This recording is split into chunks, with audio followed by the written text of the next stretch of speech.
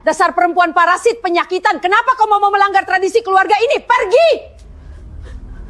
Selama 5 tahun pernikahan, keluarga suamiku menolak keras jika aku menyalakan lampu di ruang makan saat kami makan malam bersama.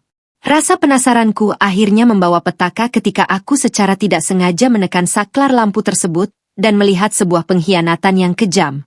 Sebelum lanjutin ceritanya yuk, absen dulu di kolom komentar. Sobat Embok Maeni bercerita berasal dari daerah mana saja? Jangan lupa tekan like dan subscribe ya. Dukungan kalian semangatku untuk mengembangkan channel ini dan menghadirkan cerita yang lebih mengharukan. Ayo sobat semua simak ceritanya ya. Yuk kita mulai ceritanya.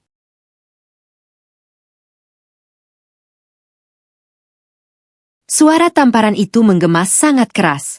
Memecah kesunyian malam yang selama ini selalu mencekik ruang makan rumah kami.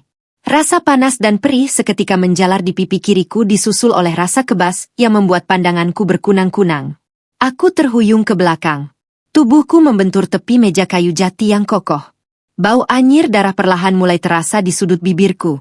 Di depanku, dalam kegelapan yang kembali menelan ruangan ini, napas ibu mertuaku memburu. Aku tidak bisa melihat wajahnya dengan jelas, tetapi dari siluetnya yang berdiri tegap berkaca pinggang, aku tahu kemarahannya sudah mencapai ubun-ubun. Dasar perempuan tidak tahu diri. Parasit.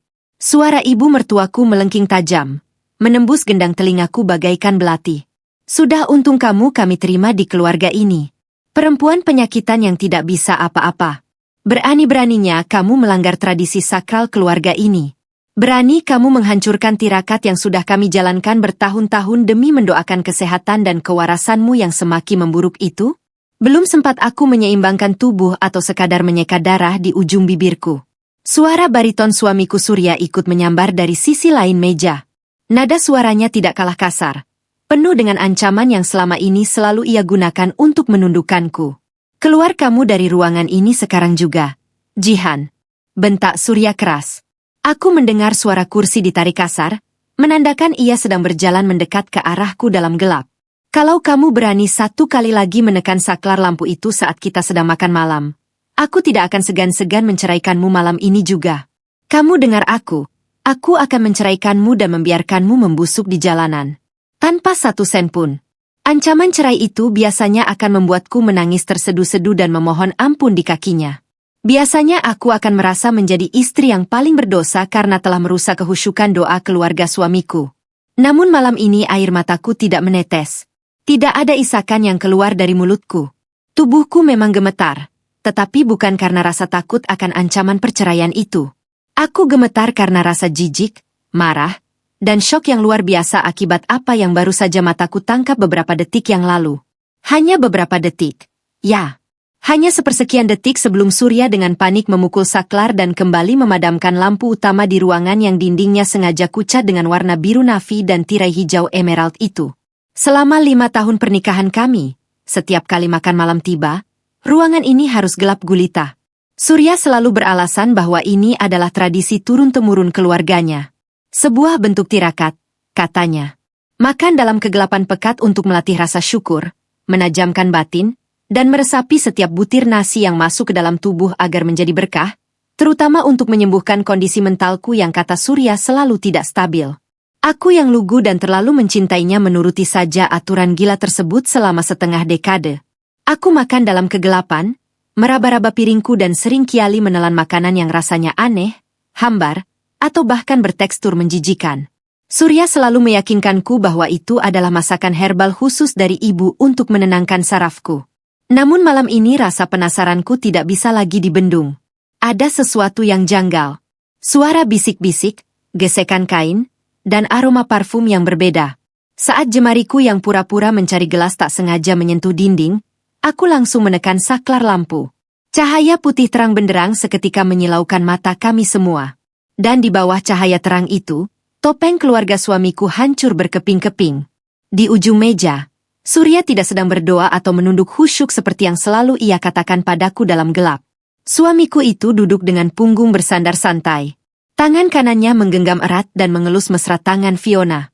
Asisten rumah tangga kami yang selama ini dipekerjakan karena Surya bilang ia merasa kasihan pada perempuan bisu itu. Fiona sendiri duduk di kursi bukan berdiri melayani kami. Ia mengenakan pakaian yang rapi, menatapku dengan senyum miring yang penuh ejekan saat cahaya menyala. Sama sekali tidak terlihat terkejut. Namun, bukan hanya perselingkuhan murahan itu yang membuat perutku mual. Di sisi kananku, ibu mertuaku Rati tertangkap basah sedang berdiri mencondongkan tubuhnya ke arah piringku. Tangan kanannya memegang sebuah botol kaca kecil, menaburkan semacam bubuk putih misterius ke atas makananku. Dan saat mataku melirik ke arah piringku sendiri, aku hampir muntah. Di atas piring mahal bergradasi biru lembut yang kubeli dari luar negeri itu, bukan nasi hangat atau lauk pauk bergizi yang tersaji, melainkan sisa-sisa tulang ayam, nasi yang sudah berair, dan lauk busuk yang dicampur dengan tanah basah. Itulah yang selama ini kumasukkan ke dalam mulutku. Sementara di piring Surya, Fiona, dan Rati tersaji potongan daging bistik yang masih berasap, kentang panggang, dan sayuran segar yang tampak sangat lezat. Mengingat pemandangan itu, dadaku terasa sesak. Tanganku mengepal kuat hingga kuku-kuku menusuk telapak tangan. Ironi yang sangat menyakitkan menusuk relung hatiku.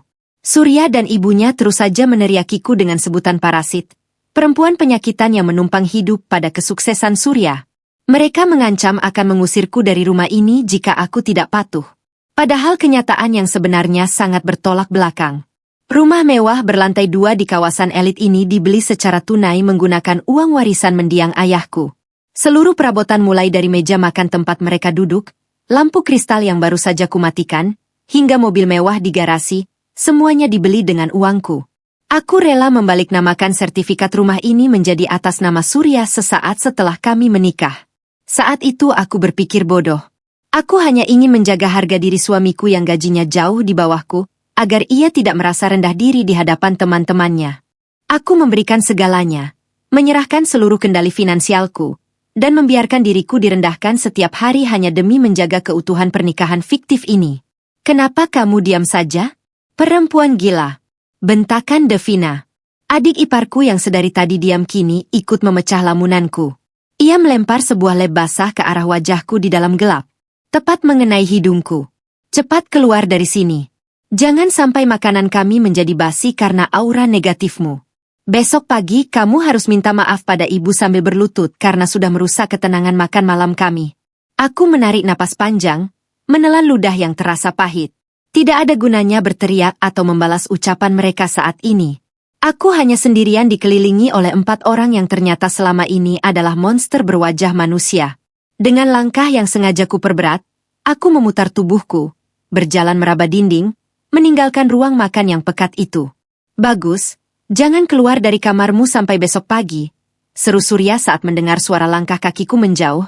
Aku menutup pintu ruang makan dari luar. Bukannya berjalan menuju lantai 2 tempat kamarku berada, aku justru menjatuhkan diriku di lantai, duduk menyender pada dinding dingin tepat di samping pintu ruang makan. Jantungku berdegup sangat kencang. Kepalaku pening memikirkan apa sebenarnya bubuk putih yang ditaburkan Ratih ke makananku. Pantas saja selama ini aku selalu merasa linglung, sering tertidur panjang, dan terkadang melihat bayangan-bayangan aneh di malam hari yang membuat Surya semakin meyakinkan semua orang bahwa aku mulai gila. Mereka pikir aku sudah pergi. Mereka pikir aku kembali menjadi Jihan yang penakut, bodoh, dan patuh. Namun mereka salah besar. Malam ini, saklar lampu itu tidak hanya menyalakan cahaya di ruang makan, tetapi juga menyalakan kewarasan dan insting bertahan hidupku yang selama 5 tahun ini sengaja mereka matikan.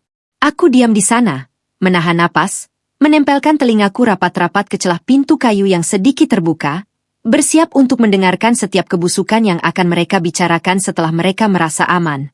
Lantai marmer yang kuduki terasa sangat dingin menusuk kulit. Tetapi aku tidak peduli. Seluruh indera pendengaranku kini terfokus pada suara-suara dari balik pintu ruang makan.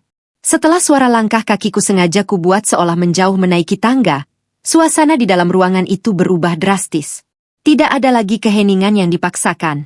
Tidak ada lagi lantunan doa palsu yang sering Surya komat-kamitkan dalam gelap. Terdengar suara tawa yang begitu renyah dan elegan. Bulu kuduku berdiri. Itu bukan tawa Ratih atau Devina. Itu adalah tawa Fiona, asisten rumah tangga yang selama 5 tahun ini tidak pernah mengeluarkan satu kata pun karena Surya bilang pita suaranya rusak akibat kecelakaan. Tadi itu hampir saja berantakan. Surya, ucap Fiona. Suaranya terdengar sangat normal, berkelas, dan penuh otoritas.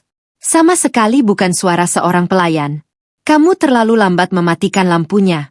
Untung saja perempuan bodoh itu terlalu syok. Melihat piringnya sendiri sampai tidak menyadari dokumen di atas meja. Maaf, sayang. Jawab Surya. Nada suaranya berubah drastis menjadi lembut dan penuh ketundukan. Sebuah nada yang tidak pernah ia gunakan saat berbicara kepadaku. Aku benar-benar tidak menyangka dia punya keberanian untuk menyentuh saklar lampu itu. Obat yang kuberikan akhir-akhir ini seharusnya sudah membuat otot motoriknya melemah dan pikirannya linglung. Sepertinya aku harus menaikkan dosis halusinogennya mulai besok. Halusinogen. Jantungku seakan berhenti berdetak sesaat. Jadi bubuk putih itu bukan obat penenang biasa, melainkan obat halusinogen. Pantas saja selama beberapa bulan terakhir aku sering kiali berteriak histeris di tengah malam, karena melihat dinding kamarku seolah merayap, atau mendengar suara-suara aneh dari dalam lemari. Surya selalu merekam saat aku sedang histeris, beralasan untuk ditunjukkan kepada dokter. Kau ini mantan psikiater, Surya. Masa menakar dosis untuk satu perempuan bermental lemah saja kau kesulitan? Fiona mendecak kesal. Aku menyewamu mahal-mahal bukan untuk membuat kesalahan amatir. Ingat, lisensi medismu sudah dicabut karena kasus malapraktikmu itu. Kalau bukan karena aku yang menutupi jejak hukummu dan memberimu pekerjaan ini, kau sudah membusuk di penjara. Fakta baru itu menghantamku bagaikan godam. Surya, seorang mantan psikiater malapraktik. Kebohongan macam apa ini? Saat pertama kali kami bertemu, ia memperkenalkan diri sebagai seorang pengusaha rintisan di bidang properti yang taat beragama dari keluarga terpandang. Ia tampil dengan sangat meyakinkan, berpakaian rapi, bertutur kata lembut, dan selalu membawa buku catatan. Aku sama sekali tidak menyangka bahwa latar belakangnya adalah seorang dokter jiwa yang dipecat. Segala perhatian dan analisis psikologis yang ia berikan padaku selama ini bukanlah bentuk kepedulian seorang suami, melainkan observasi klinis yang dingin dari seorang psikopat. Hei, Nona Fiona, jangan terus-terusan menyalahkan Surya. Tiba-tiba suara Ratih menyela dengan nada kasar dan tidak sopan, sangat kontras dengan citra ibu mertua yang keibuan. Kita semua di sini sudah bekerja keras menjalankan skenario gilamu ini. Kamu pikir mudah bagiku berpura-pura menjadi ibu yang kolot setiap hari atau Devina yang harus berpura-pura menjadi adik ipar yang cerewet? Kami ini mantan narapidana, bukan aktris sinetron. Kapan sisa bayaran kami cair? Bermain peran sebagai keluarga bahagia selama 5 tahun ini sangat melelahkan. Tutup mulutmu, Ratih. Desis Fiona tajam. Uang kalian akan kuberikan secara penuh. Plus bonus yang dijanjikan tepat setelah Jihan resmi masuk ke rumah sakit jiwa minggu depan. Surat pendaftarannya sudah Surya urus. Kan? Sudah beres semua, sahut Surya dengan nada bangga. Aku menggunakan koneksi lamaku di rumah sakit jiwa terpencil di luar kota. Kepala rumah sakitnya teman lamaku yang bisa disuap. Semua bukti video rekaman Jihan yang sedang berhalusinasi dan meracau akibat sensori deprivation di ruang makan gelap ini. Ditambah hasil tes darahnya yang sudah kumanipulasi. Sangat cukup untuk mendiagnosisnya dengan skizofrenia. Aku tingkat membahayakan. Secara hukum aku sebagai suaminya akan menjadi wali sah atas seluruh hartanya. Begitu dia dikurung rumah ini, perusahaannya, seluruh uang di ban akan jatuh ke tangan kita. Aku membekap mulutku sendiri dengan kedua tangan agar suara isak tangisku tidak terdengar. Air mataku akhirnya jatuh dengan deras. Begitu rapi, begitu kejam, dan begitu sistematis. Ratih dan Devina bukanlah keluarga suamiku. Mereka adalah mantan narapidana bayaran. Tradisi makan malam dalam kegelapan gulita ini memiliki nama medis. Sensory deprivation. Pencabutan sensori di dalam gelap. Mereka menyiksaku secara mental, memberiku makanan menjijikan, meracuniku dengan halusinogen untuk membuatku benar-benar gila. Aku tidak sabar melihat wajahnya saat diseret menggunakan jaket pengekang nanti. Ucap Fiona dengan tawa yang mengerikan. Ini adalah balasan yang sangat setimpal. Ayahnya yang sombong itu telah menghancurkan bisnis ayahku 15 tahun lalu, merebut tender yang membuat ayahku bangkrut dan akhirnya gantung diri. Ayahnya mungkin sudah mati karena serangan jantung. Tapi Jihan harus menderita lebih parah dari ayahku. Mengambil hartanya saja tidak cukup. Aku ingin ayahnya melihat dari neraka. Bagaimana anak perempuan kesayangannya membusuk di sel isolasi rumah sakit jiwa seumur hidupnya. Penjelasan Fiona menyatukan kepingan puzzle terakhir di kepalaku. Aku ingat nama belakang Fiona sekarang. Ia adalah putri dari mantan mitra bisnis ayahku yang dulu pernah menggelapkan dana perusahaan dan akhirnya kalah dalam persidangan melawan ayahku. Balas dendam. Ini semua adalah konspirasi balas dendam yang dirancang dengan sangat matang oleh Fiona. Ia menyewa seorang psikiater bermasalah dan 2 narapidana untuk menghancurkan kewarasanku dari dalam rumahku sendiri. Baiklah, malam ini kita rayakan sedikit. Ayo habiskan daging ini, kata Surya dengan santai. Terdengar suara dentingan sendok dan garpu beradu dengan piring. Setelah ini, pastikan sisa makanan busuk di piring Jihan dibersihkan. Jangan sampai ada jejak. Besok pagi kita mainkan lagi drama keluarga. Sedih melihat Jihan yang semakin kehilangan akalnya. Aku perlahan bangkit dari lantai dengan tubuh gemetar. Namun pikiranku kini jernih sebening kristal. Obat itu tidak akan mempengaruhiku malam ini karena aku tidak menelan satu suap pun makanan menjijikan itu. Ketakutanku yang tadi menyelimuti dada kini menguap tak berbekas digantikan oleh api kemarahan yang berkobar sangat hebat. Mereka pikir mereka sedang bermain dengan perempuan gila yang lemah. Mereka pikir mereka tinggal selangkah lagi menuju kemenangan mutlak dan menguasai seluruh warisan ayahku. Mereka salah besar. Aku mengusap sisa darah di bibirku dengan punggung tangan. Mataku menatap tajam ke arah pintu kayu jati itu. Aku berjanji pada diriku sendiri. Atas nama ayahku dan harga diriku yang telah mereka injak-injak selama 5 tahun, aku tidak akan membiarkan skenario mereka berjalan sesuai rencana. Aku akan menggunakan permainan pikiran kotor mereka untuk melawan mereka sendiri. Jika mereka ingin bermain-main dengan kegilaan, maka aku akan menunjukkan kepada mereka apa arti kegilaan yang sesungguhnya. Aku melangkah menjauh, kembali ke kamarku dalam diam, mulai merencanakan langkah pertama dari pembalasan dendamku. Sinar matahari pagi menembus celah gorden kamarku, menyilaukan mata dan memaksaku terbangun dari tidur yang sama sekali tidak nyenyak. Kepalaku terasa sangat berat seperti ada beban bertonton yang menekan tengkorakku dari dalam. Saat aku mencoba bangkit dari ranjang, rasa perih yang luar biasa langsung menyengat pipi kiriku. Aku berjalan tertatih menuju meja rias, menatap pantulan diriku di cermin. Wajahku terlihat sangat kacau.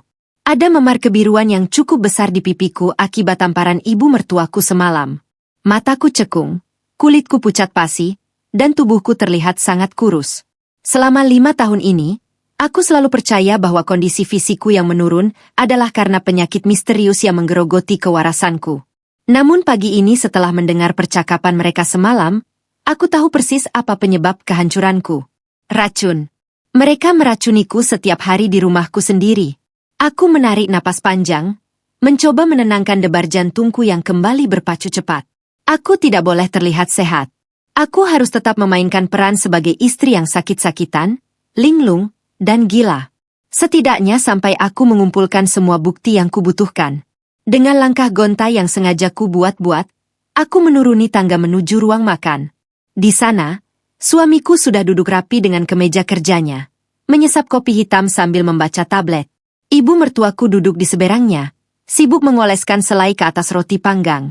Di sudut ruangan, asisten rumah tangga kami yang selama ini berpura-pura bisu sedang menyapu lantai dengan ekspresi datar. Pemandangan pagi yang terlihat begitu normal dan harmonis. Seandainya aku tidak tahu kenyataan busuk di baliknya. Baguslah kamu sudah bangun, ucap suamiku tanpa menoleh ke arahku. Nada suaranya dingin dan penuh otoritas. Duduk. Waktunya minum obat penenangmu. Setelah kekacauan yang kamu buat semalam, sarafmu pasti semakin tegang. Dokter menyarankan untuk menaikkan dosisnya hari ini agar kamu bisa beristirahat lebih tenang. Suamiku menyodorkan sebuah kapsul berwarna putih dan segelas air putih ke arahku. Tanganku sedikit bergetar saat menerima kapsul itu. Ibu mertuaku menatapku dengan sudut mata yang tajam, memastikan aku menelan obat tersebut. Tanpa ragu, aku memasukkan kapsul itu ke dalam mulutku, meneguk air putih, dan menengadahkan kepalaku seolah-olah sudah menelannya. Namun, kapsul itu kuselipkan erat-erat di bawah lidahku. Aku mengangguk pelan, menundukkan pandangan dan berjalan kembali menuju kamarku dengan langkah yang diseret. Sesampainya di kamar mandi, aku segera memuntahkan kapsul itu ke dalam kloset dan menyiramnya berulang kali. Aku mencuci mulutku hingga bersih, menatap cermin, dan tersenyum sinis. Mulai hari ini, racun itu tidak akan pernah lagi masuk ke dalam tubuhku. Menjelang siang, suamiku berpamitan untuk pergi ke kantor. Sebuah kebohongan besar yang selama ini selalu kupercayai. Ibu mertuaku dan adik iparku juga bersiap-siap pergi ke pusat perbelanjaan bergengsi di tengah kota. Tentu saja menggunakan kartu kredit tambahan yang terhubung dengan rekening pribadiku. Tak lama setelah mereka bertiga pergi, asisten rumah tanggaku meletakkan sapunya, berjalan santai menaiki tangga dan masuk ke dalam kamar tidur utamaku. Ia mengunci pintu dari dalam. Berani sekali perempuan itu tidur di ranjangku, di atas sepraiku, di rumah yang kubeli dengan uang darah ayahku. Namun, aku tidak marah. Ini adalah kesempatan emasku. Rumah ini kini sepenuhnya kosong dari pengawasan. Aku segera mengendap-endap menuju ruang kerja suamiku yang terletak di lantai 1 tepat di sebelah perpustakaan mini. Pintu ruang kerja itu selalu terkunci rapat dan suamiku melarang siapapun termasuk aku untuk masuk ke sana dengan alasan banyak dokumen rahasia perusahaan.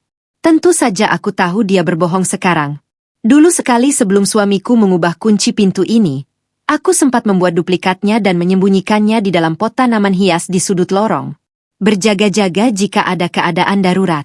Tanganku merogoh tanah di dalam pot. Dan syukurlah kunci kuningan itu masih ada di sana. Terbungkus plastik kecil yang sudah kusam. Kunci itu berputar dengan bunyi klik yang pelan. Aku mendorong pintu perlahan dan melangkah masuk. Ruangan itu berbau cerutu murahan dan kertas tua. Aku mulai membongkar laci meja, tumpukan map, dan lemari arsip.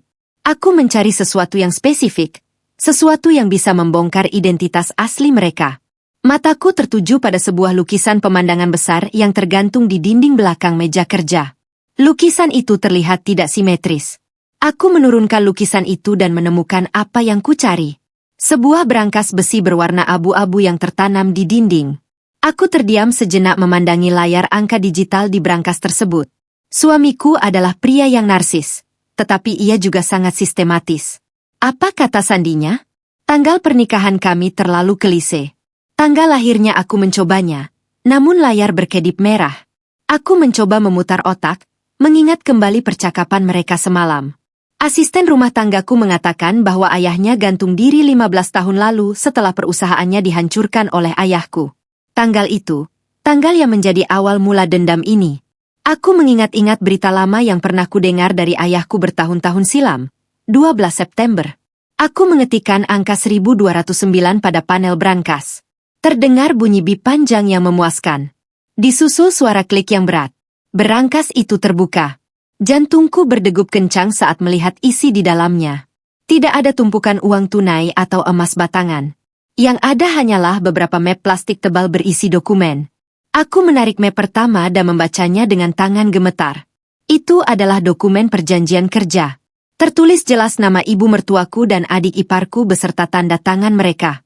Menyepakati pembayaran bulanan dalam jumlah fantastis untuk bermain peran sebagai keluarga inti suamiku. Di halaman belakangnya terlampir fotokopi surat keterangan bebas bersyarat dari sebuah lembaga pemasyarakatan. Mereka benar-benar mantan narapidana. Map kedua berisi dokumen yang jauh lebih mengerikan. Itu adalah rekam medis palsu atas namaku. Lengkap dengan stempel dari sebuah klinik psikiatri yang tidak pernah kudatangi. Di dalamnya terdapat surat pengantar rawat inap paksa ke sebuah rumah sakit jiwa yang lokasinya sangat terpencil berjarak ratusan kilometer dari kota ini. Tanggal eksekusi pemindahan pada surat itu adalah 3 hari dari sekarang. 3 hari.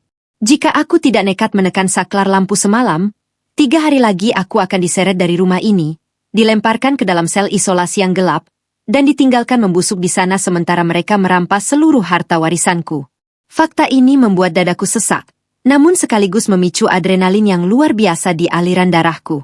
Aku memotret setiap lembar dokumen itu menggunakan ponsel lamaku yang diam-diam kusimpan di laci pakaian dalam. Setelah mengembalikan semuanya ke dalam berangkas dan merapikan ruangan seperti semula, aku segera beralih ke tahap berikutnya. Aku menyelinap ke gudang penyimpanan di belakang dapur, membongkar kardus-kardus lama yang berisi barang elektronik bekas. Aku menemukan apa yang kucari. Sebuah kamera pengawas tanpa kabel berukuran sangat kecil yang dulu pernah kupakai untuk memantau halaman depan. Lengkap dengan fitur penglihatan malam inframerah. Aku membawa kamera itu ke ruang makan. Dengan sangat hati-hati, aku memanjat kursi dan menyembunyikan kamera itu di sela-sela daun tanaman hias buatan yang menjuntai tepat di atas lemari pajangan, menghadap langsung ke arah meja makan. Lensa kecilnya tersembunyi sempurna. Tidak akan ada yang menyadarinya dalam keadaan terang, apalagi dalam kegelapan pekat saat ritual makan malam sakral mereka berlangsung. Malam harinya, ritual gila itu kembali diulang. Suasana ruang makan digelapkan total. Suamiku kembali membacakan doa palsunya dengan nada berat yang dibuat-buat. Ibu mertuaku membisikkan ancaman-ancaman pelan ke telingaku, menyuruhku memakan hidangan yang kembali berbau apak dan menjijikan. Aku pura-pura menangis tertahan, meracau pelan seolah obat halusinogen itu sedang bekerja menghancurkan kewarasanku. Aku mengambil sendok, berpura-pura memasukkan makanan ke dalam mulutku, lalu membuangnya ke dalam sapu tangan yang sudah kusiapkan di pangkuanku. Setelah sandiwara itu selesai, aku diseret kembali ke kamarku dan dikunci dari luar. Di atas ranjang dalam kegelapan kamarku, aku meringkuk di bawah selimut tebal dan menyalakan layar ponselku. Layar itu menampilkan siaran langsung dari kamera inframerah yang kupasang di ruang makan. Pemandangan di layar itu berwarna hitam putih yang kontras. Aku melihat suamiku, ibu mertuaku, adik iparku, dan asisten rumah tanggaku duduk mengelilingi meja makan yang diterangi oleh satu lilin kecil. Tertawa terbahak-bahak merayakan keberhasilan sandiwara mereka hari ini. Tiba-tiba suamiku mengeluarkan sebuah kotak kecil dari saku jasnya. Ia membuka kotak itu, mengeluarkan sebuah alat suntik dan menyedot cairan dari sebuah botol kecil. Satu persatu ia menyuntikkan cairan itu ke lengan ibu mertuaku, adik iparku, asisten rumah tanggaku, dan terakhir ke lengannya sendiri. Mataku membelalak. Itu adalah penawar racunnya. Mereka menyuntikkan penawar itu setiap malam, agar tidak ikut terkena efek halusinasi jika tidak sengaja menghirup atau memakan sisa bubuk yang ditaburkan ke piringku. Penemuan ini adalah kepingan informasi yang sangat krusial. Beberapa saat kemudian, sebuah kejadian kecil di layar ponselku memberikan senjata tambahan yang tidak kuduga. Seekor kucing liar entah bagaimana berhasil masuk melalui jendela dapur yang terbuka dan menyenggol sebuah panci logam, hingga jatuh berdenting sangat keras di lantai. Di layar ponselku, aku melihat ibu mertuaku melompat dari kursinya dengan wajah pucat pasi. Ia menjerit histeris, meringkuk di sudut ruangan sambil menutupi telinganya. Ada setan itu. Suara arwah orang mati. Tolong jauhkan dari saya, teriak ibu mertuaku dalam rekaman itu. Tubuhnya bergetar hebat tak terkendali. Suamiku harus menampar pipi ibu mertuaku dengan keras untuk menyadarkannya, membentaknya untuk diam dan menjelaskan bahwa itu hanya suara kucing. Asisten rumah tanggaku mencibir sinis melihat kepanikan itu. Aku tersenyum lebar di balik selimutku. Ibu mertuaku yang selama ini selalu bertingkah sangat kejam dan tanpa belas kasihan ternyata memiliki fobia yang sangat ekstrim terhadap hal-hal mistis dan supranatural. Ia takut pada hantu, arwah, dan kutukan. Kelemahan ini sangat fatal. Senjataku kini sudah lengkap. Bukti dokumen kejahatan, rekaman injeksi penawar racun, dan fobia memalukan yang bisa ku menghancurkan mental mereka. Permainan yang sesungguhnya baru saja dimulai. Keesokan paginya, aku terbangun dengan sensasi mual yang menggulung perutku. Kepalaku pening dan keringat dingin membasahi seluruh tengkuku. Berhenti mengonsumsi racun halusinogen itu secara mendadak ternyata membawa dampak putus obat yang cukup menyiksa. Sendi-sendiku terasa ngilu dan pandanganku sesekali kabur. Namun, aku menolak untuk menyerah. Aku membasuh wajahku dengan air es di wastafel, menampar pipiku sendiri untuk mengusir rasa kantuk yang mematikan, dan menatap pantulan mataku di cermin. Tatapan kosong dan ketakutan yang selama ini menghuni mataku telah lenyap, digantikan oleh sorot tajam penuh dendam yang menyala-nyala. Aku harus bertahan. Waktuku hanya tersisa 2 hari sebelum jadwal pemindahanku ke rumah sakit jiwa itu dieksekusi. Setelah memastikan seluruh komplotan itu keluar rumah dengan urusan mereka masing-masing seperti biasa, aku segera beraksi. Aku mengenakan pakaian yang paling tertutup, sebuah mantel tebal, kacamata hitam besar, dan topi untuk menyembunyikan wajahku yang penuh memar dan pucat. Aku menyelipkan seluruh uang tunai darurat yang kusimpan di balik bingkai foto pernikahanku ke dalam tas kecil, lalu menyelinap keluar melalui pintu samping dekat garasi. Aku berjalan cepat menyusuri kompleks perumahan elit ini, memastikan tidak ada mata yang mengawasi sebelum akhirnya menghentikan sebuah taksi yang lewat di jalan raya besar. Tujuanku hanya satu, kantor hukum milik Anton. Anton adalah pengacara pribadiku sekaligus sahabat lamaku sejak kami masih duduk di bangku kuliah. Dulu ia adalah orang yang paling keras menentang pernikahanku. Ia sudah merasa ada yang tidak beres dengan latar belakang suamiku. Tetapi aku yang saat itu buta karena cinta mengabaikan semua peringatannya dan bahkan menjauhi Anton selama beberapa tahun terakhir, karena suamiku selalu mencuci otakku bahwa Anton berniat buruk. Betapa bodohnya aku. Taksi berhenti di depan sebuah gedung perkantoran mewah di pusat kota. Aku melangkah masuk, mengabaikan tatapan aneh dari resepsionis yang melihat penampilanku yang berantakan dan langsung menerobos masuk ke ruangan Anton tanpa membuat janji. Saat aku membuka pintu ruangannya, Anton yang sedang sibuk membaca berkas di mejanya langsung mendongak. Matanya membelalak lebar. Wajahnya memancarkan keterkejutan yang luar biasa saat melihatku membuka kacamata hitam dan topi. Ya Tuhan, apa yang terjadi padamu? Anton bergumam lirih. Ia segera bangkit dari kursinya, berlari menghampiriku dan mengunci pintu ruangannya rapat-rapat. Ia menuntunku duduk di sofa kulitnya, menatap lekat-lekat memar di pipiku dan tulang selangkaku yang menonjol dari balik kemeja. Kamu terlihat seperti mayat hidup. Siapa yang melakukan ini? Suamimu. Aku akan menelepon polisi sekarang juga. Anton sudah merogoh ponselnya, tetapi aku segera menahan tangannya. Genggamanku memang lemah, tetapi tatapanku menghentikannya. Jangan libatkan polisi dulu, Anton.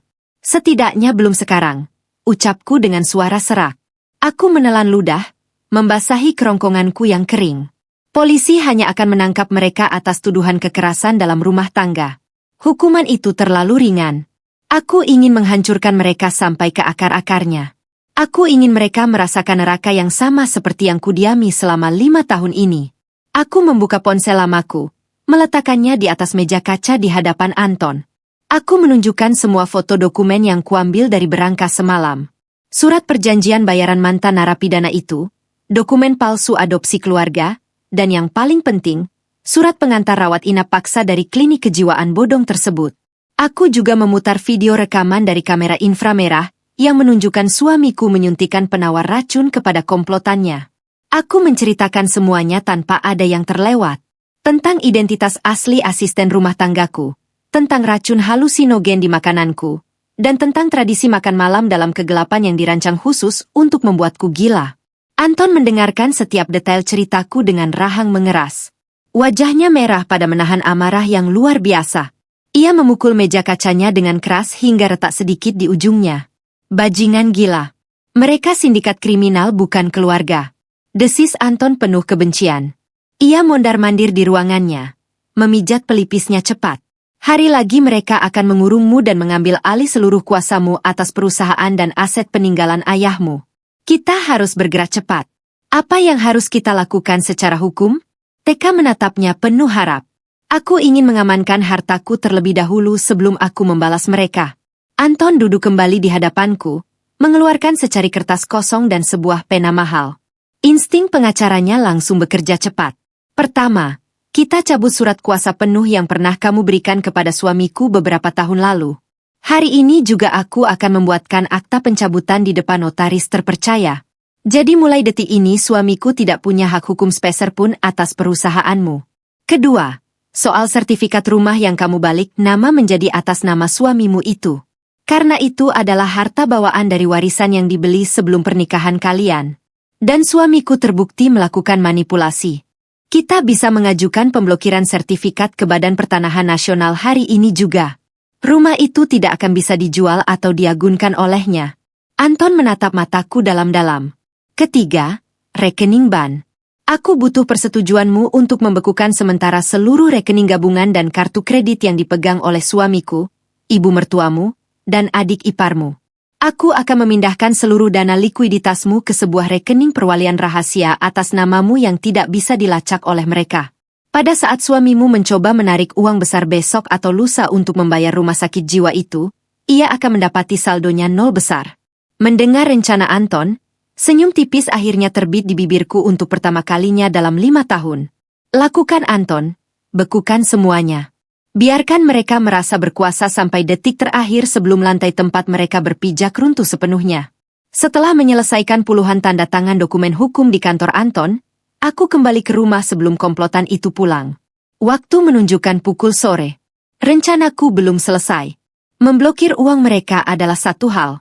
Tetapi untuk menciptakan kehancuran mental yang sempurna, aku harus menghancurkan mereka dari dalam. Aku harus memotong tali kesetiaan komplotan bayaran itu. Sesuai dugaanku, ibu mertuaku dan adik iparku pulang lebih dulu dari pusat perbelanjaan. Mereka melangkah masuk ke ruang keluarga dengan tawa keras, menenteng puluhan tas belanja dari merek-merek mewah kelas dunia. Mereka menjatuhkan tubuh mereka di sofa, sibuk mengeluarkan sepatu, perhiasan, dan tas kulit mahal yang semuanya dibeli menggunakan uangku. Asisten rumah tanggaku dan suamiku belum pulang. Ini adalah momen yang sangat sempurna. Aku berjalan keluar dari kamarku dengan langkah tenang, tidak lagi diseret, dan postur tubuhku tegak. Aku berhenti tepat di hadapan mereka, melipat kedua tanganku di dada. Tawa mereka langsung terhenti. Ibu mertuaku menatapku dengan kening berkerut. Jelas terkejut melihatku berdiri tegak tanpa gemetar ketakutan seperti biasanya. "Sedang apa kamu berdiri di situ? Perempuan gila," bentak ibu mertuaku dengan nada kasar yang biasa ia gunakan. "Kembali ke kamarmu. Jangan merusak pemandangan kami." Aku tidak bergeming. Aku merogoh saku mantelku, mengeluarkan 2 lembar kertas yang sudah dicetak dari foto dokumen semalam, lalu melemparnya ke atas meja kaca di hadapan mereka. Kertas itu mendarat tepat di atas tumpukan perhiasan baru mereka. "Aku tahu siapa kalian sebenarnya, Rati Devina," ucapku dengan suara datar, dingin, dan mematikan. Mendengar nama asli mereka disebut, wajah ibu mertuaku dan adik iparku seketika memucat. Mata mereka melotot membaca dokumen fotokopi perjanjian kerja kriminal mereka dengan suamiku. Adik iparku Devina langsung berdiri dengan panik menatapku seperti melihat hantu. "Berapa banyak uang yang dijanjikan Surya dan Fiona kepada kalian setelah aku dijebloskan ke rumah sakit jiwa lusa nanti?" Tanyaku lagi. Melangkah perlahan mengelilingi sofa mereka seperti seekor predator yang sedang mengitari mangsanya. 1 miliar, 2 miliar, apapun jumlahnya mereka tidak akan pernah membayarnya. "Kalian adalah mantan narapidana. Setelah tugas kalian selesai, apa yang mencegah Fiona untuk menyingkirkan kalian agar rahasianya aman selamanya?" Ibu mertuaku Rati mencoba bersikap tegar meski bibirnya bergetar hebat. "Kamu tidak tahu apa yang kamu bicarakan. Omong kosong apa ini? Diam dan dengarkan aku." Potongku tajam membanting tanganku ke atas meja hingga membuat mereka berdua tersentak kaget. "Rekening Surya sudah kubekukan hari ini. Seluruh aset sudah ditarik kembali atas namaku secara hukum. Surya dan Fiona tidak memiliki 1 sen pun untuk membayar kalian. Tapi aku punya." Aku menatap tepat ke mata Rati yang dipenuhi ketamakan yang mulai bimbang. Aku menawarkan kesepakatan baru. "Berbaliklah mengkhianati Surya dan Fiona besok malam saat makan malam terakhirku. Bantulah aku menghancurkan mereka di dalam kegelapan itu. Sebagai imbalannya, aku akan mentransfer 5 kali lipat dari jumlah yang dijanjikan Surya ke rekening pribadi kalian masing-masing. Detik itu juga. Dan kalian bebas pergi dari rumah ini tanpa tuntutan hukum dariku. Kalian hanya punya loyalitas pada uang, bukan? Maka pilihlah siapa yang punya uang sungguhan di rumah ini." Ruang keluarga itu menjadi hening. Hanya terdengar suara detak jam dinding dan napas Rati serta Devina yang memburu. Mereka saling bertatapan, menimbang-nimbang antara ketakutan pada Fiona dan keserakahan mereka sendiri.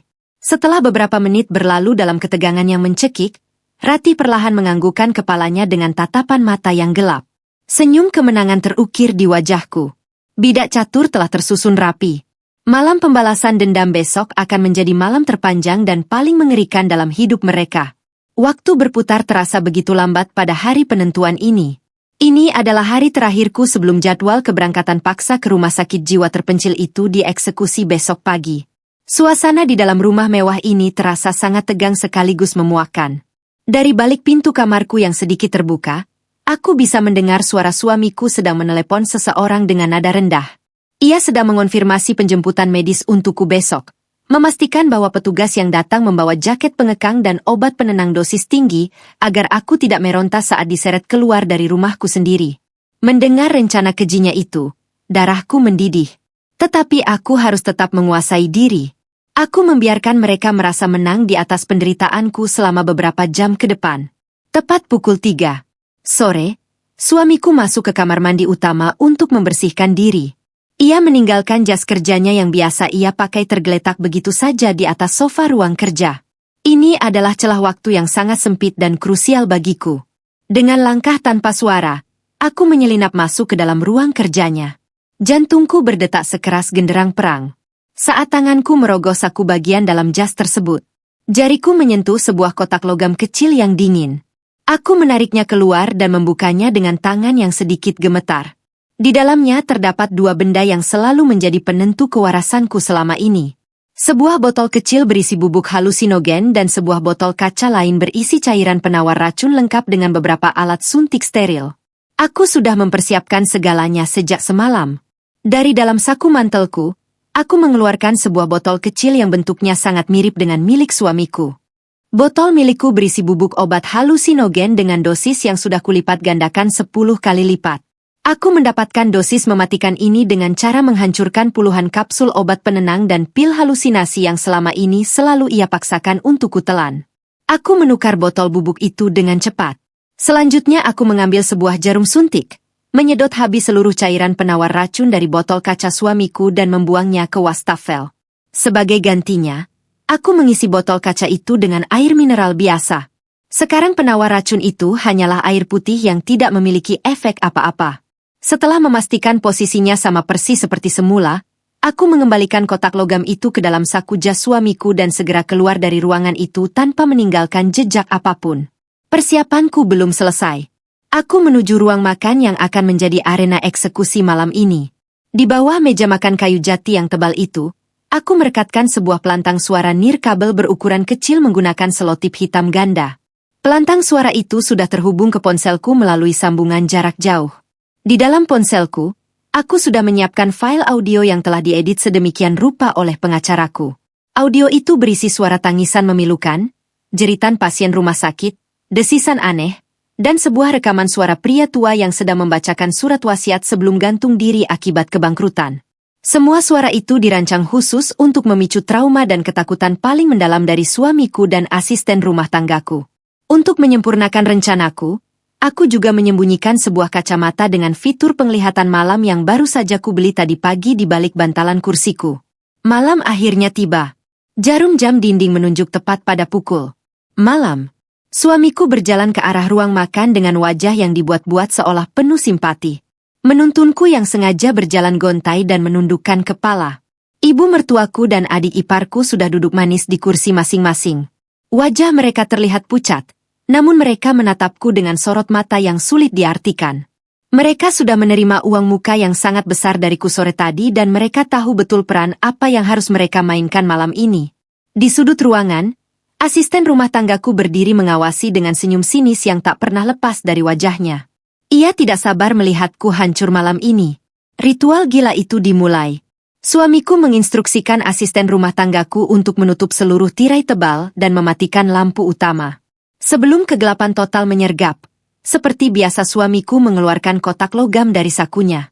Dengan lagah seorang dokter yang sedang memberikan vitamin, ia menyuntikkan cairan dari botol kaca itu ke lengan ibu mertuaku, adik iparku, asisten rumah tanggaku, dan terakhir ke lengannya sendiri. Mereka semua terlihat sangat rileks setelah disuntik. Mengira kebal terhadap efek bubuk yang akan ditaburkan.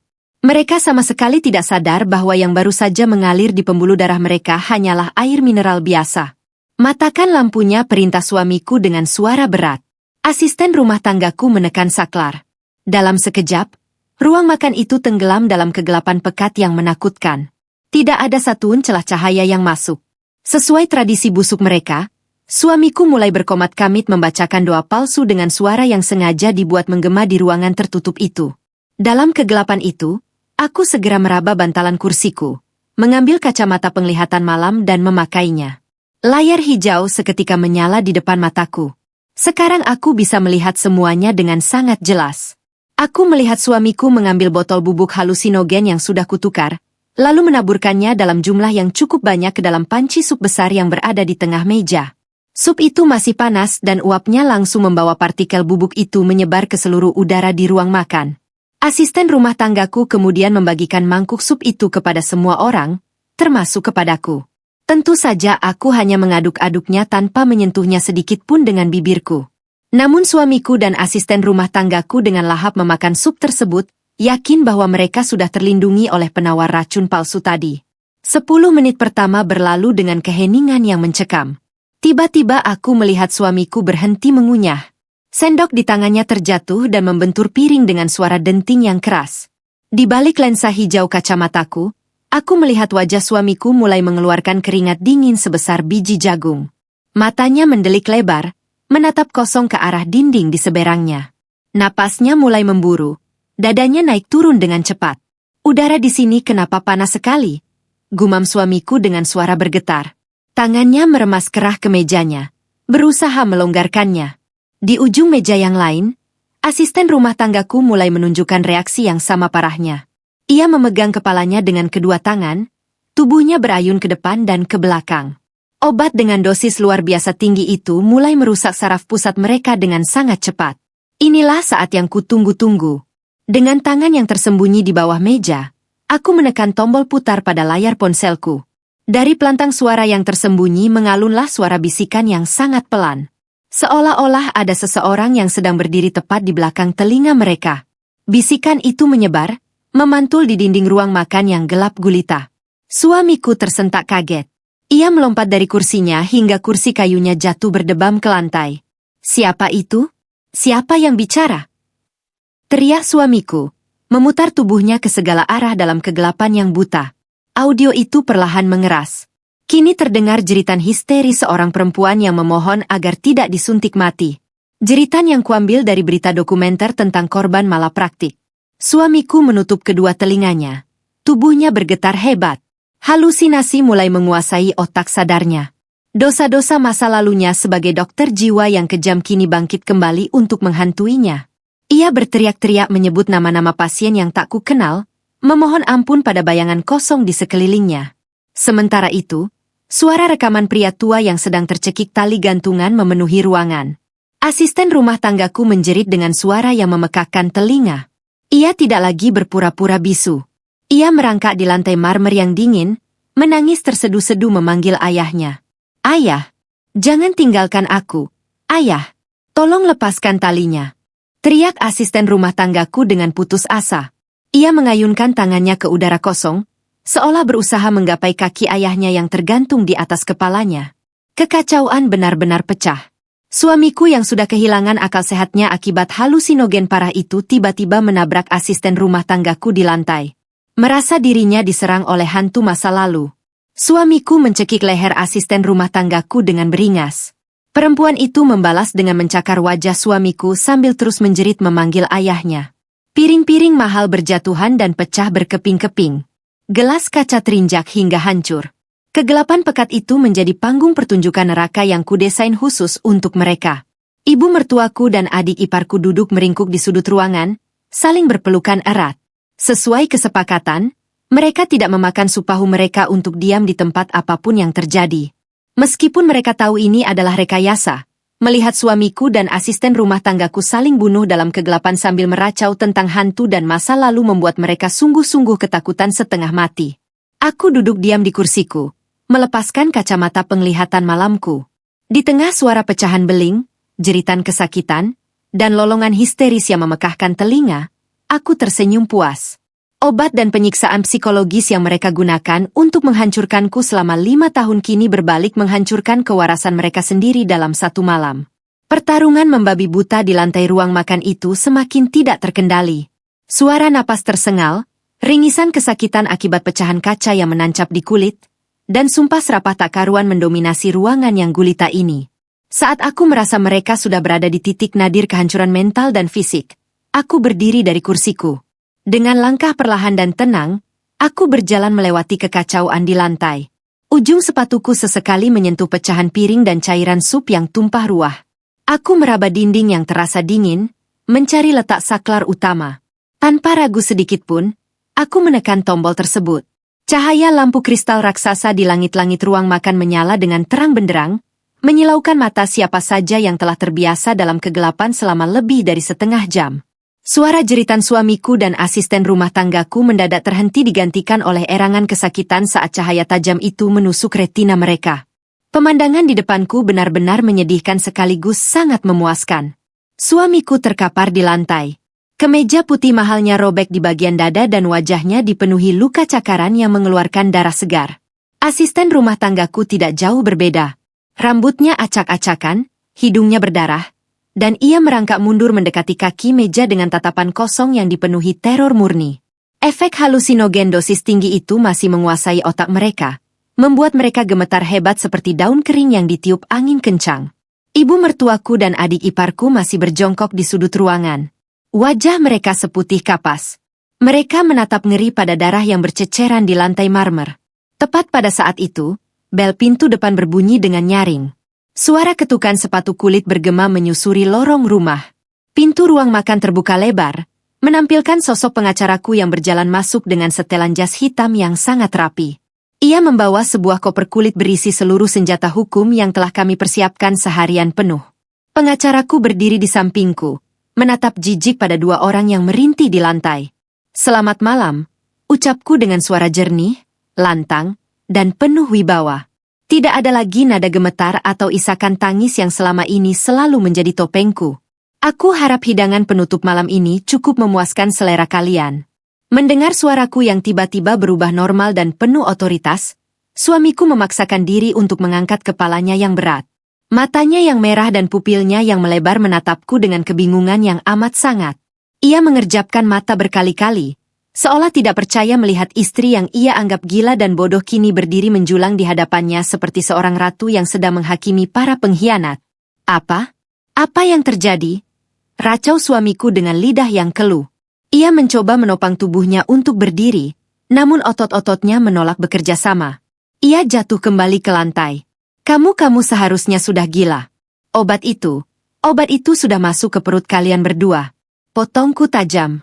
Aku memberi isyarat kepada pengacaraku. Pengacaraku membuka koper kulitnya, mengeluarkan setumpuk map dokumen yang tebal, dan melemparkannya dengan keras ke atas meja makan. Bunyi debruk dari map itu membuat asisten rumah tanggaku berjengit ketakutan. Aku melangkah maju, memungut satu lembar dokumen dari tumpukan itu dan menjatuhkannya tepat di depan wajah suamiku. "Itu adalah catatan malapraktikmu. Salinan putusan pencabutan lisensi medismu dari Dewan Kedokteran karena telah menyebabkan 3 pasienmu meninggal akibat eksperimen obat penenang ilegal. Sebuah rekam jejak yang sangat cemerlang untuk seorang pria yang mengaku sebagai pengusaha taat beragama." "Bukan." Suamiku terbelalak ngeri. Tangannya yang gemetar berusaha meraih kertas itu. Namun aku menginjak kertas tersebut dengan ujung sepatuku. Aku kemudian menatap asisten rumah tanggaku yang masih menangis memeluk lututnya. Aku melemparkan dokumen kedua ke arahnya. "Dan kamu anak dari seorang koruptor yang tidak tahu malu. Kamu pikir aku tidak tahu alasan dibalik semua drama kotor ini? Balas dendam atas kematian ayahmu yang pengecut itu. Ayahmu bangkrut karena keserakahannya sendiri, bukan karena ayahku. Dan sekarang putri semata wayangnya akan menyusulnya dalam kehancuran yang jauh lebih hina." Fakta bahwa seluruh rahasia dan identitas asli mereka telah terbongkar membuat suamiku mendapatkan ledakan adrenalin sesaat. Kemarahan yang luar biasa berhasil menembus kabut halusinasi di otaknya. Ia menggeram seperti binatang buas. Urat-urat di lehernya menonjol keluar. Dengan sisa tenaga yang ia miliki, ia melompat dari lantai, mencoba mencekik leherku. Namun, sebelum jari-jarinya yang kotor menyentuh kulitku, dua sosok tiba-tiba menerjang dari arah samping. Ibu mertuaku dan adik iparku menabrak tubuh suamiku dengan keras, membantingnya kembali ke lantai penuh pecahan kaca. Adik iparku memutar lengan suamiku ke belakang punggungnya dengan kasar. Sementara ibu mertuaku menekan lututnya kuat-kuat ke punggung pria itu, membuatnya berteriak kesakitan. "Lepaskan aku, Ratih, Devina, apa-apaan kalian ini?" teriak suamiku dengan suara serak mencoba memberontak. "Kalian bekerja untukku? Bunuh perempuan gila ini sekarang juga. Tutup mulutmu, penipu tengik." Desis ibu mertuaku dengan wajah penuh kebencian. Ia menarik rambut suamiku, hingga kepalanya mendongak. "Kami bekerja untuk uang. Dan mulai sore tadi gajimu sudah tidak relevan lagi. Kami bekerja untuk nyonya rumah yang sesungguhnya sekarang." Pengkhianatan dari komplotannya sendiri menjadi pukulan terakhir yang menghancurkan sisa-sisa kewarasan suamiku. Ia menangis histeris, menyadari bahwa ia telah benar-benar terperangkap dan kalah telak. Pengacaraku kemudian melangkah maju membuka sebuah dokumen berstempel resmi dari negara. "Sebagai informasi tambahan untuk kalian berdua," ucap pengacaraku dengan nada dingin dan profesional. "Terhitung sejak siang tadi, surat kuasa penuh yang kalian pegang atas perusahaan klien saya telah dicabut secara resmi di hadapan notaris. Sertifikat rumah ini telah diblokir dan dikembalikan ke nama klien saya. Dan yang paling penting, seluruh rekening bank, deposito, dan kartu kredit yang selama ini kalian nikmati dengan rakus telah dibekukan secara total oleh pihak bank atas indikasi pencucian uang dan penipuan. Aku berjongkok menyejajarkan wajahku dengan wajah suamiku yang kini dipenuhi air mata, darah, dan keringat. Kalian tidak punya apa-apa lagi. Tidak ada uang, tidak ada kuasa, tidak ada rumah. Besok pagi, rumah sakit jiwa yang sudah kamu bayar untuk mengurungku itu tidak akan menerima 1 sen pun transferan darimu. Rencanamu gagal total. Ruang makan itu seketika dipenuhi oleh suara rintihan putus asa dari suamiku dan asisten rumah tanggaku. Tidak ada lagi keangkuhan. Tidak ada lagi senyum sinis yang merendahkan. Mereka telah dilucuti dari segala hal yang mereka banggakan, disiksa oleh ilusi mengerikan ciptaan mereka sendiri, dan dikhianati oleh orang-orang suruhan mereka. Permainan telah berakhir dan aku memastikan bahwa kekalahan mereka adalah kekalahan yang paling menyakitkan yang bisa dibayangkan oleh manusia. Ketegangan di ruang makan yang kini terang benderang itu terasa begitu pekat hingga rasanya aku bisa memotong udara dengan sebilah pisau. Suara rintihan suamiku dan asisten rumah tanggaku yang terkapar di lantai berpadu dengan deru napas mereka yang memburu, menciptakan simfoni kekalahan yang sangat memuaskan telingaku. Namun, pertunjukan utama malam ini belumlah usai. Tepat pada saat suamiku menyadari bahwa seluruh akses kekayaan dan kekuasaannya telah musnah dalam sekejap mata, sebuah suara yang sangat berbeda mulai terdengar menyusup dari kejauhan. Awalnya hanya sayup-sayup. Namun perlahan tapi pasti suara itu semakin mengeras dan mendominasi udara malam. Itu adalah suara sirene. Bukan hanya satu, melainkan beberapa sirene yang meraung-raung membelah kesunyian kompleks perumahan elit tempat kami tinggal.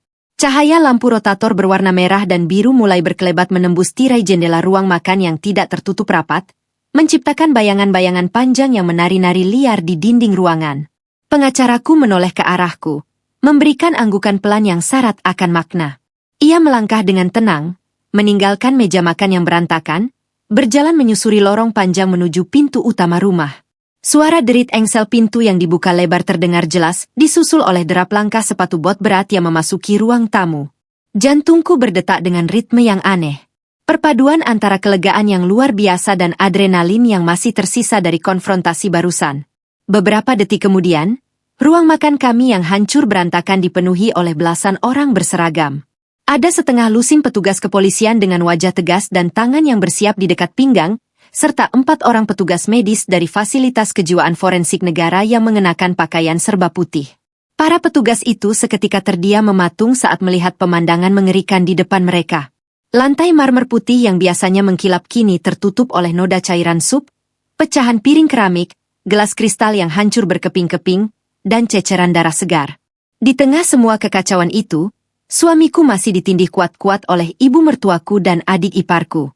Sementara asisten rumah tanggaku meringkuk gemetar di sudut ruangan sambil memeluk lututnya, meracau tentang hantu masa lalu yang menuntut balas. "Selamat malam, Komandan." Sapa pengacaraku dengan nada suara yang sangat profesional dan tenang memecah keheningan yang sempat menyergap para petugas tersebut. Pengacaraku kemudian menyerahkan sebuah tas kerja berukuran sedang kepada petugas kepolisian yang memimpin operasi malam itu. Di dalam tas ini, Anda akan menemukan seluruh bukti fisik dan digital yang Anda butuhkan. Semuanya sudah kami susun secara kronologis. Ada rekaman kamera pengawas yang menunjukkan upaya peracunan secara sistematis setiap malam. Hasil uji laboratorium yang mengonfirmasi bahwa bubuk yang mereka gunakan adalah obat halusinogen ilegal tingkat tinggi, dokumen rekam medis palsu, hingga kontrak kerja kriminal yang membuktikan bahwa kedua perempuan yang menahan tersangka pria itu adalah mantan narapidana bayaran. Petugas kepolisian itu menerima tas tersebut, membuka sekilas isinya, lalu memberikan isyarat tegas kepada anak buahnya. Para petugas kepolisian langsung bergerak cepat menyebar ke seluruh ruangan.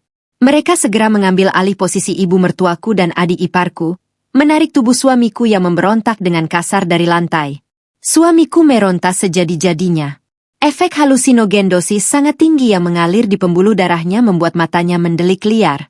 Seolah ia tidak melihat petugas polisi, melainkan melihat monster-monster mengerikan yang ingin mencabut nyawanya. "Lepaskan aku, setan-setan sialan. Aku tidak membunuh kalian. Jangan tarik aku ke neraka." Jeritan suamiku menggema memekakan telinga, suaranya serak dan pecah. Ia menendang udara kosong, meludahi wajah salah satu petugas polisi dan mencoba menggigit tangan yang memeganginya. Tenaganya berlipat ganda karena panik dan halusinasi parah. Melihat keliaran suamiku yang sangat membahayakan, petugas kepolisian segera memanggil petugas medis untuk turun tangan. Para petugas medis itu dengan sigap membuka tas peralatan mereka dan mengeluarkan sebuah benda yang membuatku tersenyum dingin. Sebuah jaket pengekang berbahan kanvas tebal dengan sabuk-sabuk kulit panjang yang dirancang untuk melumpuhkan pasien gangguan jiwa paling berbahaya. Ini adalah ironi yang paling sempurna. Beberapa jam yang lalu, suamiku sibuk menelepon rumah sakit jiwa palsunya, memastikan agar mereka membawa jaket pengekang untuk menyeretku keluar dari rumah ini besok pagi. Dan sekarang benda itulah yang akan membungkus tubuhnya sendiri. Proses pemakaian jaket pengekang itu berlangsung sangat brutal dan penuh perlawanan. Butuh 3 orang petugas bertubuh besar untuk menahan bahu, pinggang, dan kaki suamiku di atas lantai yang penuh pecahan kaca. Petugas medis dengan cekatan memasukkan kedua lengan suamiku yang terus mengayun liar ke dalam lengan jaket kanvas yang buntu tersebut. Mereka menyilangkan lengannya di depan dada dengan sangat ketat, lalu menarik sabuk-sabuk kulit ke bagian belakang tubuhnya dan menguncinya dengan gasper besi yang tebal. Suamiku menjerit seperti binatang sembelihan saat ikatan itu diperketat, merenggut seluruh kebebasan bergeraknya. Mulutnya terus memuntahkan kutukan, doa-doa yang terputus, dan tangisan minta ampun kepada bayangan-bayangan masa lalu yang hanya bisa dilihat oleh matanya sendiri. Di sisi lain ruangan, asisten rumah tanggaku tidak memberikan perlawanan fisik yang sekuat suamiku, tetapi kondisi mentalnya jauh lebih memprihatinkan.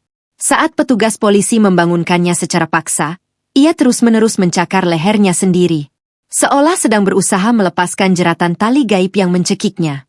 Ia juga dipakaikan jaket pengekang yang sama agar tidak melukai dirinya sendiri. Wajahnya dipenuhi air mata dan ingus. Riasan wajahnya luntur mengerikan dan ia terus memanggil-manggil ayahnya yang sudah lama tewas bunuh diri. Setelah keduanya berhasil dilumpuhkan sepenuhnya dan dibungkus rapat dalam jaket pengekang yang tebal, petugas mulai menyeret mereka keluar dari ruang makan, menyusuri lorong rumah menuju pintu depan. Aku melangkah perlahan mengikuti mereka dari belakang, tidak ingin melewatkan 1 detik pun dari momen penghakiman publik ini. Saat kami sampai di teras depan, udara malam berembus menerpa wajahku membawa serta suara kasak kusuk yang sangat riuh. Cahaya dari lampu rotator mobil polisi dan ambulans menerangi jalanan di depan rumahku, mengekspos puluhan tetangga yang sudah berkumpul berkerumun di balik pagar besi halamanku. Mereka semua berdiri di sana. Beberapa di antaranya mengenakan pakaian tidur sambil memegang ponsel cerdas mereka. Merekam setiap kejadian dengan mata membelalak penuh rasa ingin tahu dan ngeri. Aku berdiri tegak di ambang pintu, melipat kedua tanganku di dada, menatap dingin ke arah jalanan. Selama 5 tahun, suamiku selalu membangun citra sebagai pria yang sangat terhormat, pengusaha sukses yang religius, dan suami yang sabar merawat istrinya yang sakit jiwa. Ia selalu tersenyum ramah kepada tetangga, meminta doa mereka untuk kesembuhanku. Namun malam ini, topeng suci itu robek hancur di depan mata semua orang. Para tetangga itu kini menyaksikan sendiri kebenaran yang tak terbantahkan. Mereka melihat pria yang selama ini mereka hormati diseret keluar rumah dengan air liur menetes di dagunya, mengenakan jaket pengekang, berteriak-teriak gila tentang hantu dan pembunuhan. Mereka juga melihat asisten rumah tangga yang selama ini dikira bisu dan penurut kini melolong-lolong histeris dengan bahasa yang kasar dan kacau. Tatapan para tetangga beralih kepadaku. Mereka melihatku berdiri dengan anggun, tenang, dan sepenuhnya waras. Tidak ada tanda-tanda kegilaan yang selama ini digembor-gemborkan oleh suamiku. Aku menatap balik para tetangga itu satu persatu, membiarkan mereka merekam wajahku yang bersih dari air mata. Biarlah video ini tersebar. Biarlah dunia tahu siapa monster yang sebenarnya. Saat petugas keamanan lingkungan dan kepolisian bekerja sama mendorong suamiku dan asisten rumah tanggaku masuk ke dalam bagian belakang mobil fasilitas kejiwaan forensik yang berdinding baja berlapis busa. Aku akhirnya membuang napas panjang. Pintu belakang mobil itu dibanting menutup dengan suara dentuman keras, mengunci mereka berdua dalam kegelapan yang sesungguhnya. Kegelapan yang mulai malam ini akan menjadi rumah permanen bagi mereka seumur hidup. Setelah mobil-mobil itu melaju pergi meninggalkan kompleks perumahan, halaman rumahku kembali sepi. Para tetangga membubarkan diri dengan bisik-bisik yang tak akan pernah berhenti selama berbulan-bulan ke depan. Aku berbalik masuk ke dalam rumah. Di ruang tamu, ibu mertuaku dan adik iparku sudah berdiri dengan koper-koper besar di tangan mereka. Wajah mereka masih memucat karena terkejut melihat proses penangkapan yang begitu brutal tadi. Aku berjalan mendekati mereka, mengambil ponselku, dan menekan sebuah tombol. Beberapa detik kemudian, bunyi notifikasi masuk berdering dari ponsel mereka secara bersamaan. Uang kesepakatan kita sudah masuk ke rekening kalian masing-masing, Ucapku dengan nada suara yang sangat dingin dan tidak bersahabat tanpa sedikit pun rasa simpati. Itu adalah bayaran untuk pengkhianatan kalian malam ini. Sekarang keluar dari rumahku. Bawa semua barang kalian dan jangan pernah berani menampakkan wajah kotor kalian di hadapanku lagi. Atau aku akan memastikan bukti kontrak kriminal kalian sampai ke meja kepolisian dan kalian akan kembali ke sel penjara tempat kalian berasal. Tanpa mengucapkan sepatah kata pun, kedua mantan narapidana itu segera menarik koper mereka dengan tergesa-gesa. Setengah berlari menuju pintu depan dan menghilang di telan kegelapan malam. Ruang tamu itu kini menjadi sangat sunyi. Pengacaraku menghampiriku. Menepuk bahuku pelan dengan senyum tulus yang mengembang di bibirnya. Aku membalas senyumannya. Untuk pertama kalinya dalam 5 tahun terakhir, aku menghirup udara di dalam rumah ini tanpa merasa sesak. Tidak ada lagi ancaman, tidak ada lagi racun, tidak ada lagi kegelapan yang mencekik. Rumah ini kini benar-benar menjadi milikku seutuhnya. Dan malam ini adalah awal dari kehidupan baruku yang gemilang. 2 tahun telah berlalu sejak malam panjang yang mengubah jalan hidupku itu bergulir. Waktu yang terus berjalan ternyata menjadi penyembuh luka yang paling ampuh, sekaligus menjadi hakim yang paling adil bagi mereka yang pantas menerima hukuman. Malam ini, rumah mewahku tidak lagi sama seperti 2 tahun yang lalu. Tidak ada lagi dinding berwarna biru gelap atau tirai hijau zamrud yang berat dan menutupi cahaya. Aku telah merenovasi total rumah ini hingga tak menyisakan satu jejak penderitaan masa lalu. Dinding-dindingnya kini dicat dengan warna krem cerah. Jendela-jendela kecil telah dihancurkan dan diganti dengan panel kaca raksasa yang membentang dari lantai hingga langit-langit, membiarkan cahaya bulan dan gemerlap lampu kota masuk dengan bebas. Ruang makan yang dulunya merupakan ruang penyiksaan psikologis terkelamku kini telah disulap menjadi area perjamuan yang luar biasa megah. Di tengah ruangan, bukan lagi meja kayu jati tua yang tebal dan suram, melainkan sebuah meja pualam putih bersih yang memantulkan cahaya dari lampu kristal besar yang tergantung di atasnya. Malam ini aku menyelenggarakan sebuah pesta makan malam intim untuk merayakan pencapaian luar biasa perusahaanku yang berhasil menembus pasar internasional. Tamu yang hadir adalah para rekan bisnis kepercayaanku, investor utama, dan tentu saja pengacaraku yang setia yang kini telah resmi menjadi kepala Dewan Penasihat Hukum di perusahaanku. Suasana pesta dipenuhi oleh tawari riang, dentingan gelas anggur berkualitas tinggi, dan aroma harum dari hidangan laut panggang, daging bistik wagyu, dan saus jamur trufle yang dimasak langsung oleh koki pribadi yang kuaus malam ini. Aku duduk di ujung meja mengenakan gaun sutra berwarna merah marun yang jatuh sempurna membalut tubuhku. Wajahku tak lagi tirus dan pucat seperti mayat hidup. Pipiku kini merona sehat. Tubuhku berisi dan bugar, dan mataku memancarkan ketegasan serta kebahagiaan yang tak tertandingi. Aku mengedarkan pandangan ke sekeliling meja yang terang benderang ini, mengingat kembali betapa dulu aku dipaksa memakan sisa tulang ayam dan tanah basah di dalam kegelapan yang membutakan. Kontras ini membuatku mengangkat gelasku tinggi-tinggi, mengusulkan sebuah rotan bersulang untuk masa depan yang penuh dengan cahaya kebebasan. Di sela-sela dentingan garpu dan perbincangan bisnis yang hangat, pengacaraku beringsut mendekat ke arahku. Ia mengenakan setelan jas abu-abu yang elegan dengan gerakan yang sangat rahasia agar tidak mengganggu suasana pesta. Ia menyelipkan sebuah amplop coklat tipis ke pangkuanku di bawah meja. Aku menatap wajahnya dengan alis terangkat. Ia hanya tersenyum tipis. Sebuah senyum yang sudah sangat kupahami artinya. Itu adalah laporan tahunan yang selalu kuminta darinya.